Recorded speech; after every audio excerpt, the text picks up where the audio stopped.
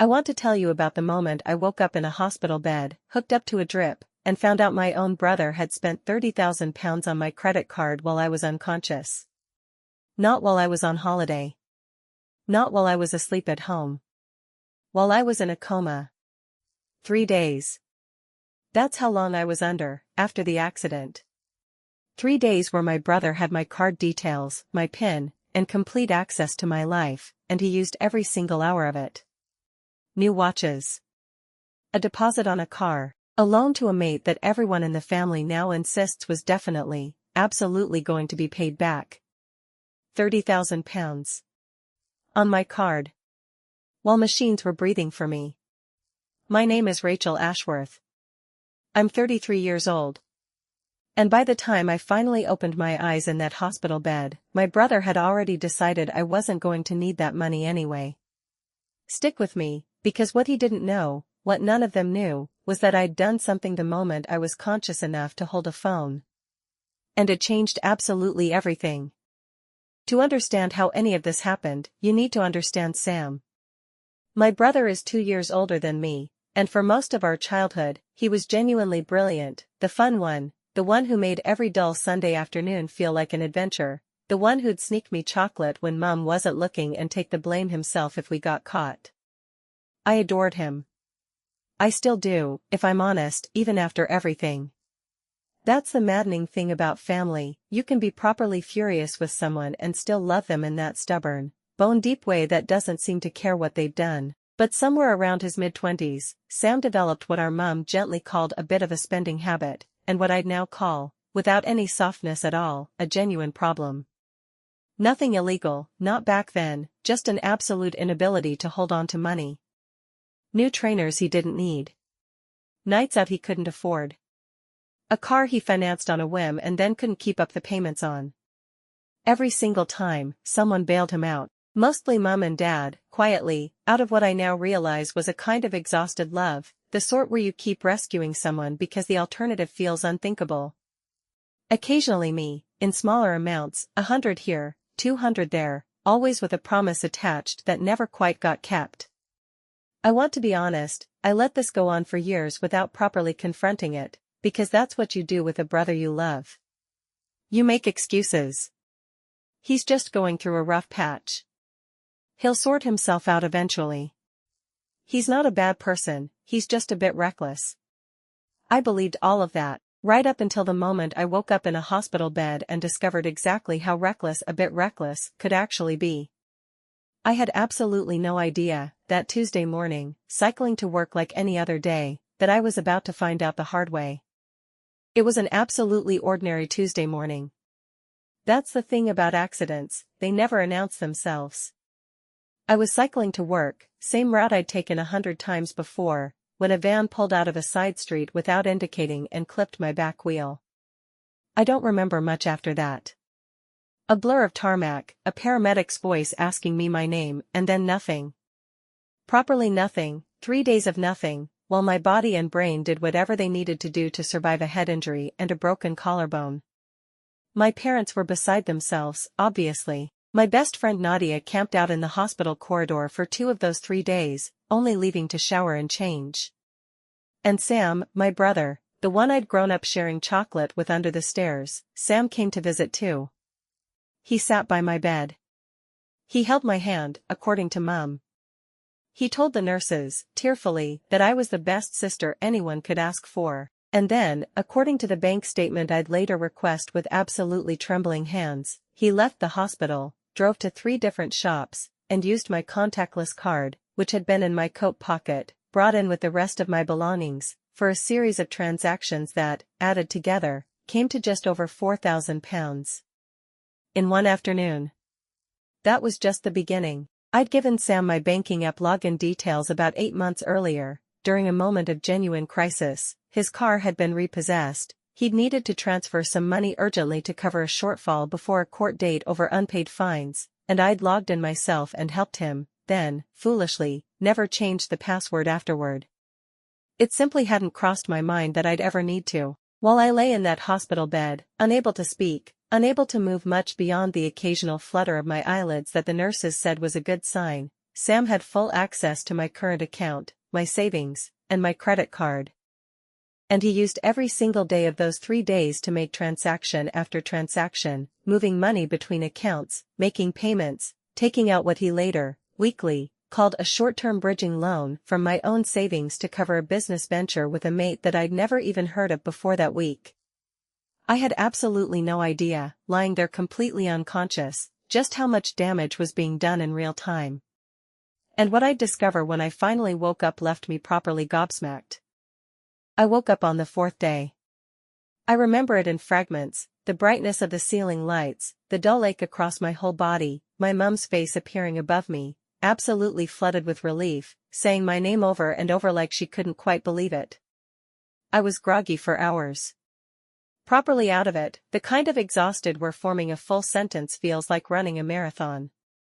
The doctors did their checks, ran their scans, and told my parents, with obvious relief, that I appeared to have avoided any serious lasting damage, though I'd need rest, physio, and time. It was 2 days later, once I was steady enough to actually string thoughts together, that I asked for my phone.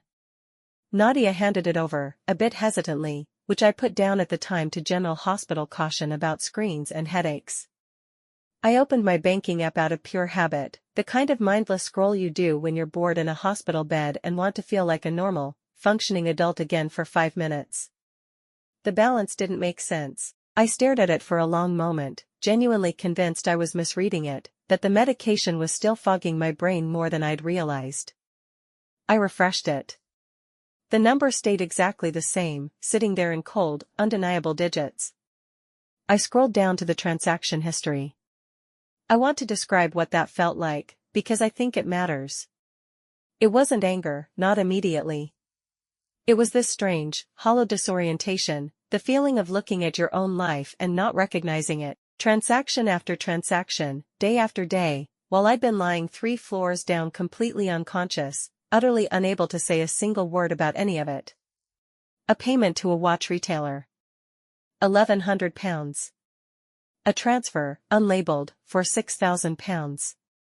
Another transfer, 2 days later, for £8,500. Card payments at shops I'd never set foot in. A deposit, according to the reference field, for a car, not mine, I later discovered, but Sam's mate's. I sat there in that hospital bed, for still taped to the back of my hand, and did the maths with a calculator app while my hands shook so badly I kept mistyping the numbers. Just over £30,000. Gone. While I was unconscious. While my own brother sat beside my bed and told the nurses what a wonderful sister I was. I hadn't even confronted him yet. And what happened next was something I genuinely never expected from myself. I want to tell you I confronted Sam immediately, dramatically, the moment I worked it all out. I didn't. I couldn't, not properly. I was still weak, still attached to monitors, still processing a head injury that made concentrating on anything for more than a few minutes exhausting. What I did instead was quietly ask Nadia to bring me a notebook, and I started writing down every single transaction I could see, with dates and amounts, in careful, deliberate handwriting that took me twice as long as it should have because my hand kept trembling. I didn't mention it to my parents yet. I wasn't ready. I needed to understand the full scale of it first, and some cautious, still half-fogged part of my brain was already thinking, quite clearly, about what I'd need if this ever went further than a family row. Sam visited again 2 days after I woke up, all smiles, bringing grapes of all things, like we were in some sort of gentle hospital drama from the telly. He sat down, asked how I was feeling, chatted about nothing in particular for a good 10 minutes. I let him. I wanted to see how long he'd sit there without saying a word about the money. Eventually, I asked, as casually as I could manage, "Did you use my card while I was out of it? For anything urgent?" I watched his face very carefully. There was a flicker, just a flicker, barely half a second, before he settled into an expression of practiced concern. "Oh, yeah, actually," he said. "I had to sort a couple of bits. I'll explain properly when you're feeling stronger, don't worry about it now. You need to focus on getting better. Don't worry about it now." As though £30,000 was a minor administrative detail best saved for a more convenient moment. I didn't push it that day. I was too tired, too raw, and some instinct told me that pushing too hard too soon would just give him time to prepare a better story. So I smiled, said okay, and let him leave thinking everything was fine. The moment he was gone, I asked Nadia to help me request full statements from the bank, going back to the day of the accident. I wanted everything, in writing, before Sam had any idea I was building a picture of exactly what he'd done. What those statements revealed, once they finally arrived, was so much worse than I'd braced myself for. It took 11 days for the full statements to arrive, by which point I was home, still recovering, still weak but considerably more clear-headed than I'd been in that hospital bed. Reading through them properly, line by line, was one of the worst afternoons of my life. Worse, honestly, than waking up confused in a hospital bed. Because this wasn't confusion, this was absolute, documented clarity about exactly what my brother had done while I couldn't speak, couldn't move, couldn't stop him. £31,400, to be precise. Not a round number, which somehow made it feel worse, the specificity of it, the fact that someone had sat there, methodically, making decision after decision about my money while I lay in intensive care. Some of it was straightforward theft, dressed up as watches and shopping trips, but the largest chunk, nearly £19,000, had gone, in several transfers, into an account I didn't recognize, which I later discovered belonged to Sam's mate Ollie, ostensibly as investment capital for a business neither of them had ever mentioned to me before, involving importing something or other that Sam struggled to properly explain even when I finally confronted him directly. I rang our mum that evening, hands shaking again, and told her everything. I read out the numbers. I described the transactions, one by one. There was a long, long silence on the phone. He wouldn't, she said, eventually, her voice small. Rachel, love, he wouldn't do that. Not while you were, she couldn't finish the sentence. I've got the statements, Mum. It's all there. Dates, amounts, everything. Another silence. And then, very quietly, let me talk to him. I understood the impulse. She's his mother too, and mothers want to believe the best, especially about the child who's given them the most cause for worry over the years. But I also felt something harden inside me in that moment, a recognition that if I let this become a family conversation, mediated and softened and eventually smoothed over the way Sam's messes always had been, nothing would actually change. He'd apologize. Mum would cry. Everyone would move on. And Sam would learn, once again, that there were essentially no real consequences for taking whatever he wanted from the people who loved him. I decided, right there on that phone call, that this time was going to be different, but what I hadn't told anyone yet, not Mum, not even Nadia, was that I'd already set something in motion, days earlier, that Sam had absolutely no clue about. Here's the part one haven't told you yet. The part Sam had absolutely no idea about, right up until the moment it landed on his doorstep. Back in that hospital bed, on the very same day I first discovered the missing money, still weak, still attached to a drip, still barely able to hold my phone steady, I hadn't just sat there in shock. Some instinct, some cold, clear-headed part of me that the head injury clearly hadn't touched, had immediately opened my banking app's fraud reporting section and flagged every single unrecognized transaction as unauthorized. I hadn't named Sam. I hadn't explained the full story. I'd simply done what anyone is entitled to do when they find suspicious activity on their account, reported it as fraud, in writing, time-stamped, while I was still a patient in intensive care with medical records that would later confirm, beyond any doubt, that I had been entirely unconscious for the vast majority of the period in question. The bank's fraud team had taken it from there. Investigations like this move slowly, methodically, and by the time I was having that phone call with my mum, 11 days after waking up, the bank had already been quietly building its own case, cross-referencing transaction locations with hospital visitor logs, IP addresses, and card usage patterns that simply didn't match my usual spending habits or physical whereabouts. I want to be clear about something. I didn't do this to be vindictive. I did it because in the very first hour of processing what had happened, half delirious and utterly betrayed, some deep, practical part of me understood that if I didn't act immediately, I would spend weeks agonizing over whether to protect my brother or protect myself, and the evidence trail would grow colder every single day I hesitated. So I acted first, and agonized afterward. And by the time Sam sat in my hospital room bringing grapes and telling me not to worry about it, the wheels of an official fraud investigation were already turning, entirely independent of any family conversation, any confrontation, any decision I might make about whether to forgive him. He had absolutely no idea what was coming. And 3 weeks later, it landed right on his doorstep. It happened on a Thursday morning, about 3 weeks after I'd been discharged from hospital. I was sitting in my kitchen, still on sick leave from work, drinking tea and trying to build up the energy for a short walk, when my phone rang. It was my mum, and she was crying so hard I could barely understand her at first. The police were just at Sam's flat, she managed, eventually. They've taken him in for questioning. Rachel, what did you do?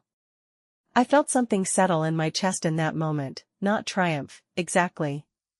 Something quieter and heavier than that, a kind of grim confirmation that the consequences I'd set in motion, almost on autopilot, in a hospital bed 3 weeks earlier, had finally caught up.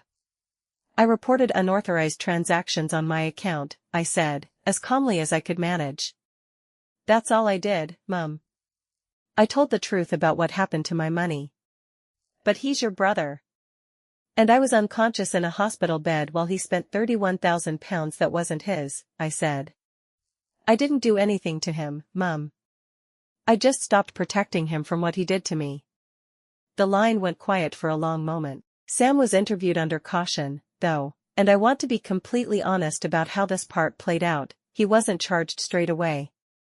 Fraud cases involving family members are notoriously complicated, and the police, along with the bank's own investigators, spent weeks going through everything properly: transaction records, my medical notes confirming I'd been unconscious, witness statements from hospital staff about who had visited and when. What eventually became clear, through that process, was something even I hadn't fully understood at the time. The nearly £19,000 that had gone into Ollie's account wasn't really investment capital for a legitimate business at all. It was, according to messages recovered during the investigation, meant to cover a gambling debt Sam owed Ollie personally, a debt that had been building for the better part of a year, one Sam had never mentioned to a single member of our family. Once that truth came out properly, the family fallout was absolutely mad. And it wasn't just Sam who had to face it. I want to be honest about how the rest of the family reacted, because it wasn't clean or simple, and I think pretending it was would do a disservice to anyone listening who's been through something similar. My mom was, for a long time, absolutely torn in half. She loved us both. She couldn't reconcile the son who'd made her laugh his whole childhood with the son who'd stolen from his unconscious sister, and for a good few months, she oscillated between fierce defensiveness of Sam and quiet, devastated apologies to me. My dad, to his enormous credit, was clearer from almost the very beginning. There's no version of this where what he did is defensible, he told me, about a week after the police first got involved. I don't care what's going on with him. You could have died, and he spent that time robbing you. Some extended family took Sam's side, at least initially, framing it as a private family matter that shouldn't have gone to the police, which is a phrase I've come to properly despise since all this happened. As though what he'd done stopped being theft simply because we shared a surname. Sam himself, when I finally spoke to him directly, a stilted, painful phone call about 6 weeks after everything came to light, offered an apology so thin and self-focused that it barely qualified as one. He talked about the pressure he'd been under with Ollie. He talked about panicking. He talked about how he'd always meant to pay it back eventually. He didn't, at any point in that conversation, actually say sorry for the fact that I'd been unconscious, fighting for my life, while he decided my money was his to spend. I told him, as calmly as I could manage, that I wasn't interested in explanations that centered his own panic over my actual harm. I told him the investigation would run its course, and that I wasn't going to intervene to make it easier for him, however much our mum begged me to. She did beg, more than once.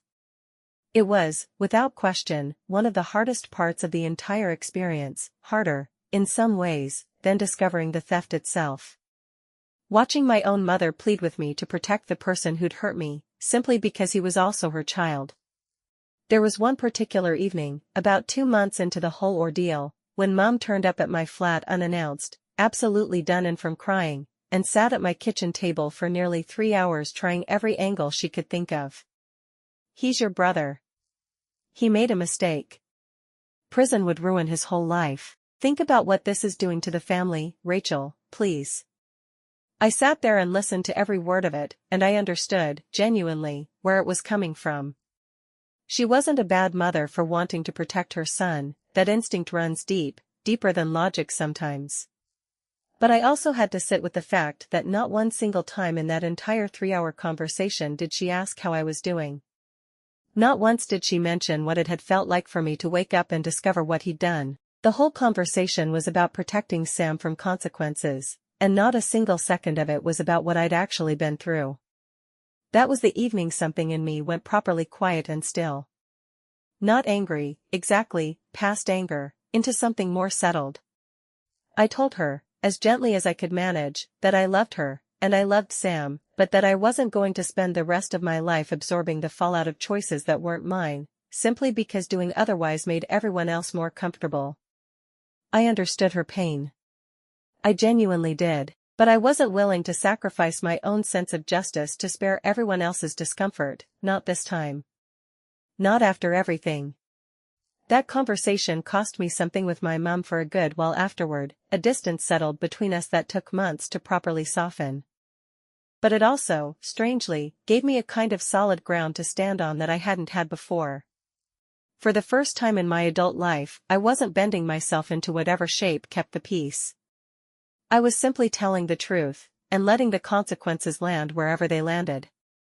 I want to tell you about something that happened during those months of waiting for the case to go through, because I think it says something important about how people react to this kind of situation, and it genuinely surprised me, more than once.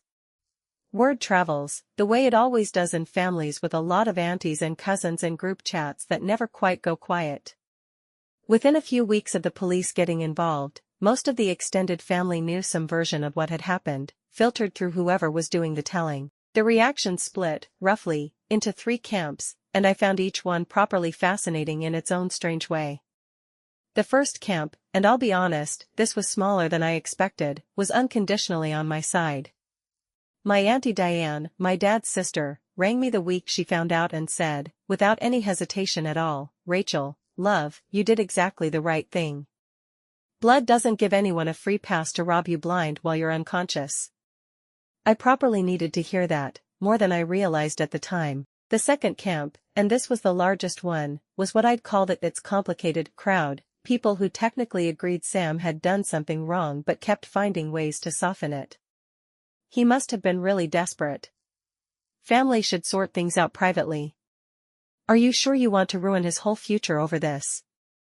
This camp exhausted me more than the outright defenders did, if I'm honest, because at least the defenders were being straightforwardly wrong. The "it's complicated" crowd wanted me to do the emotional labor of explaining, over and over, why unconsciousness doesn't equal consent, while somehow also managing their discomfort with the whole situation.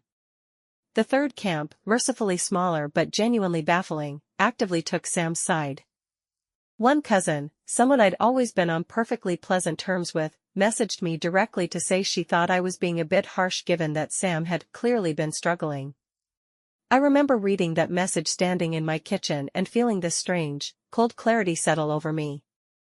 Struggling didn't make him owed access to my accounts. Struggling didn't make what he did while I lay unconscious in intensive care somehow more forgivable. I stopped responding to messages from that particular branch of the family after a while, not out of spite. I just genuinely didn't have the energy to keep defending the basic, obvious fact that theft is theft, regardless of who's struggling and why. What surprised me most, honestly, was how many people I barely knew, old school friends, colleagues I hadn't spoken to in years, people who saw a vague version of the story through the grapevine, reached out with genuine, uncomplicated support. Sometimes it's easier for people with no stake in the family dynamics to simply see a situation clearly. Sometimes the people closest to something are the ones most tangled up in protecting the wrong person. I learned a lot, during those months, about which relationships in my life were actually built on solid ground, and which ones had just been coasting on convenience and shared history. It wasn't always the relationships I'd have predicted. The investigation eventually concluded, nearly 5 months after the accident. Sam was charged with fraud by false representation, given the deliberate and sustained nature of what he'd done, and the case went to court about 7 months after that. I won't pretend the legal process felt satisfying in any simple, cinematic way. It was slow, exhausting, and required me to relive the entire ordeal multiple times, in police interviews, in written statements, eventually in a courtroom, describing in exact detail what it felt like to wake up and discover what my own brother had done while I couldn't stop him. Sam received a suspended sentence, alongside a requirement to repay every single penny, structured over a payment plan the court deemed realistic given his financial circumstances. It wasn't prison. Some people, hearing this story, have told me they wish it had been harsher. I've made a kind of uneasy peace with the outcome, mostly because the repayment plan means I have actually, gradually, been getting my money back, something I might never have seen if I'd simply let it go as a private family matter, the way some relatives wanted. Our relationship, Sam's and mine, has not recovered. I don't know if it ever fully will. We exchange the occasional stiff, obligatory message around Christmas, arranged carefully through our mum, who still holds on to some quiet hope that time will heal what happened. I love my brother. I think I probably always will, in that stubborn way families do. But loving someone and trusting them again are two very different things, and I haven't found my way back to the second one, not yet, maybe not ever. What I have found, unexpectedly, is a strange kind of clarity about my own worth. There's something that happens to you when you discover that even your own flesh and blood can look at your unconscious, vulnerable body in a hospital bed and see, before anything else, an opportunity. It strips away a lot of illusions. But it also, oddly, hands you back a very clean sense of your own boundaries, an understanding that protecting yourself isn't cruelty, even when the person you're protecting yourself from shares your blood. I changed every password I own that week, and I've never given anyone access to my accounts since, however urgent their crisis seems. I built up a proper emergency fund, separate from any account anyone else has ever touched. I learned, the hardest possible way, that love and financial access are not the same thing, and confusing the two nearly cost me everything I'd spent a decade quietly building. If you take one thing away from this story, let it be this. You are allowed to protect yourself, even from family. Especially from family, sometimes. Loving someone does not obligate you to absorb the damage they cause you, however much guilt gets thrown your way for refusing to. I survived that accident.